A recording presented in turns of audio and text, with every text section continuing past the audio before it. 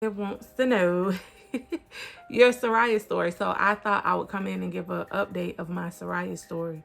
While I was sitting here, I'm at home. I'm in my bed, of course. You can see. With my psoriasis, I believe I want to say I got psoriasis at 24, 25, somewhere in there, because I was hospitalized when I was 26. And that's when the doctors told me about my psoriasis. That's when they let me know that psoriasis is a very serious condition, I guess. I still don't know, even years and years later. I just know that your skin it flares up and you have all types of stuff going on. However, I got it when I was around that age, and I walked into a doctor's office, which my aunt and my godmother, which is my godmother's sister, son, had eczema real bad.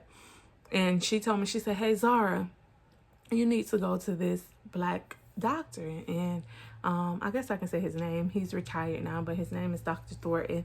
And Dr. Thornton meant the world to me, because I knew he had healed my god aunt's son's eczema. So I was like, okay. So I went. At this time, I didn't have no insurance, so it was like $100 for me to go see him. And at this time, $100 was hard to come by.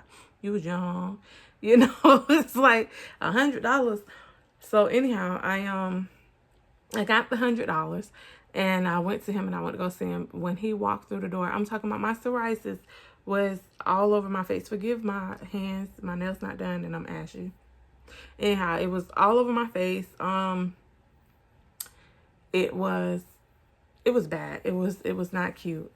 And I did not like it. Like, oh my God, are you serious? I did not like it. I was like, what is this? What is going on? And I didn't know what was going on.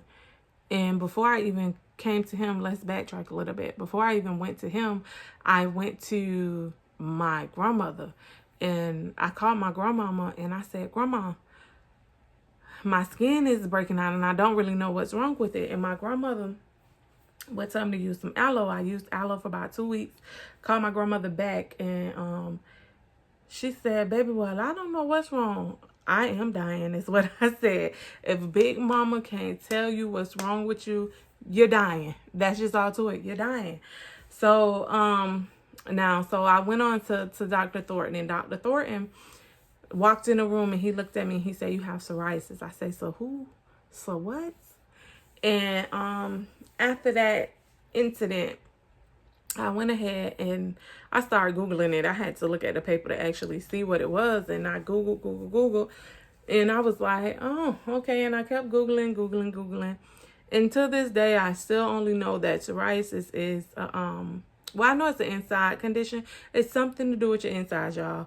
Because, and I'll get to that in a little bit, but it has something to do with your insides. I don't really know what it has to do with your inside, but it's something.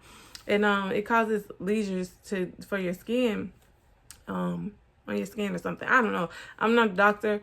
I don't really, I don't get into all that. So after that, I took some cream that he gave me. The cream made it worse, and it just spread it like a wildfire. So after that, I never took medicine ever again. I just faced what I was going through head on. And then I went to take one doctor, and it wasn't for my psoriasis. It was nothing like that. I went for like just a regular checkup. And of course, being a fat girl, the doctor is always going to try to find a way for you to lose weight. So he gave me some kind of medicine to suppress my appetite. I think that's the word, yeah. Suppress my appetite. So when I got the medicine to suppress my appetite, I took it, right? I end up getting a lesion on my hand. I was like, what in the world?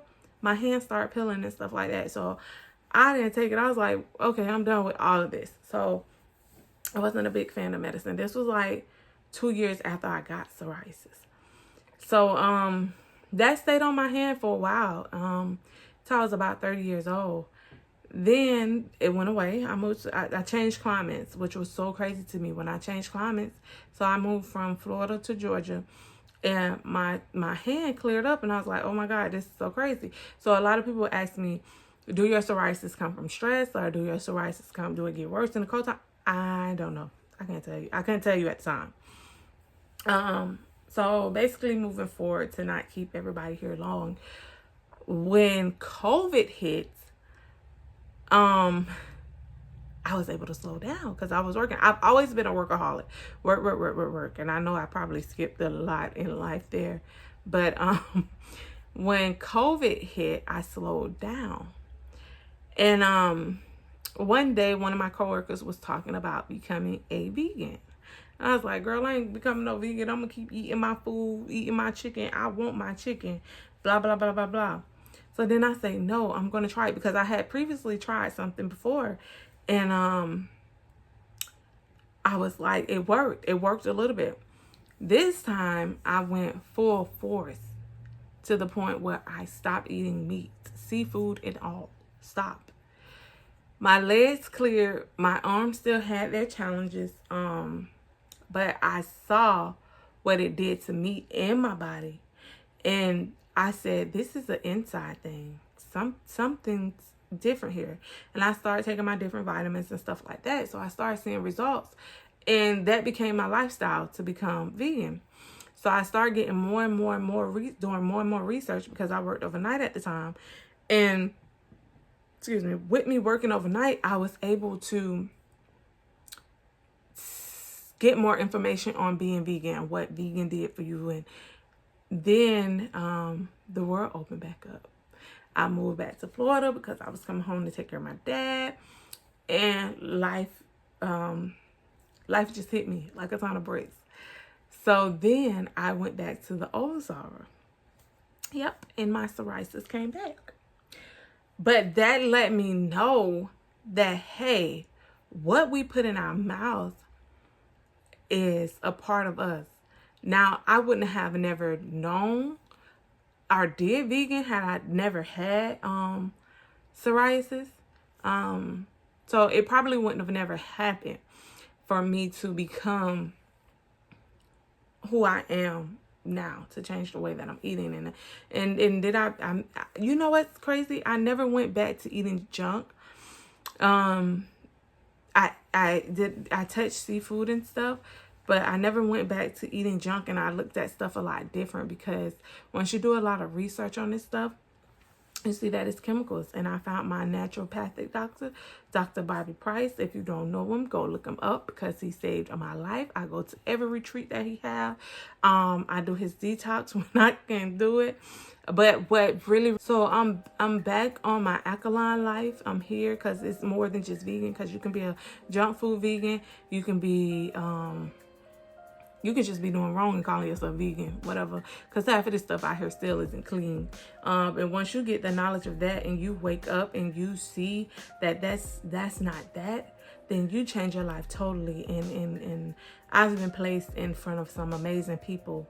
So, yeah, that's my journey in a nutshell.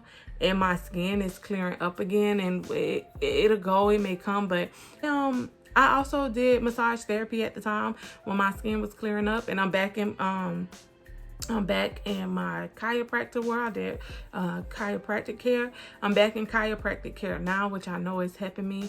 I will link all my chiropractor's information at the bottom if you're in the area that I'm around, and you can go to that chiropractor.